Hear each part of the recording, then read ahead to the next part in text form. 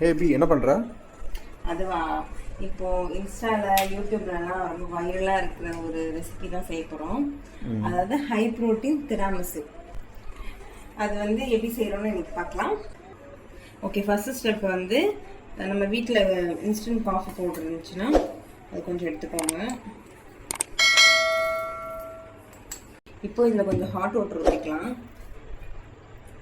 இது இந்த மாதிரி ரஸ்க் இருந்துச்சுன்னா எடுத்துக்கலாம்.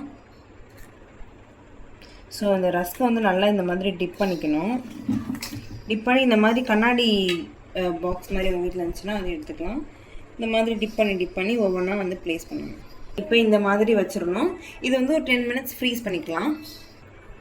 இப்போ அது ஃப்ரீஸ் ஆகட்டும். அதுக்குள்ளே நம்ம வந்து பன்னீர் போட்டுக்கலாம். பன்னீர் போட்டாச்சு. இதில் வந்து காய்ச்சி ஆற வச்ச பால் ஊற்றிக்கலாம். அப்படி இல்லைன்னா பச்சை பால் கூட ஊற்றிக்கலாம். சும்மா ஒரு ஸ்பூன் அளவுக்கு வெனிலா எசன்ஸ் நீங்கள் கொஞ்சம் கூட ஊற்றிக்கலாம். ஓகே, இதை வந்து நல்லா பிளெண்ட் பண்ணிக்கலாம். இந்த மாதிரி ஒரு கன்சிஸ்டன்சி வரும்போது நம்ம இதில் வந்து ஹனி போட்டுக்கலாம். அப்படி இல்லைன்னா வந்து ப்ரௌன் சுகர் போட்டுக்கலாம். நான் வந்து ப்ரௌன் சுகர் போடுறேன். 2 ஸ்பூன் அளவுக்கு ப்ரௌன் சுகர் போட்டுக்கிறேன். உங்களுக்கு எவ்வளோ ஸ்வீட் வேணுமோ அந்த அளவுக்கு போட்டுக்கலாம். இப்போ நல்லா பாருங்கள், நல்லா க்ரீமியாக ஆயிடுச்சு. ஓகே, இப்போ ஃப்ரீஸ் பண்ணி வச்சுக்கோங்க 10 minutes. அதை எடுத்துக்கலாம். இப்போ இந்த க்ரீம் ரெடி ஆகிடுச்சு. இந்த க்ரீம் வந்து இதில் போட்டு கொடுத்துக்கலாம்.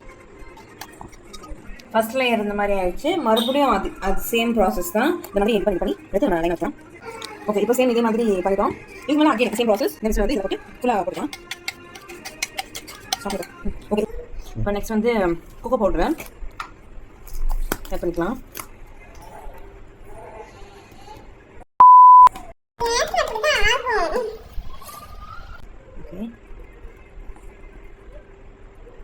ஓகே, க்ளோஸ் பண்ணி ஃப்ரீஸ் பண்ணிடலாம் 5 hours.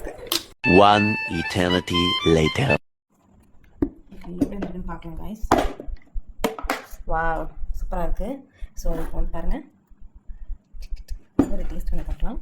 ஃபர்ஸ்ட் ஒரு பார்ட் ஆஃப் பீஸ் மட்டும் கட் பண்ணிக்கிறேன்.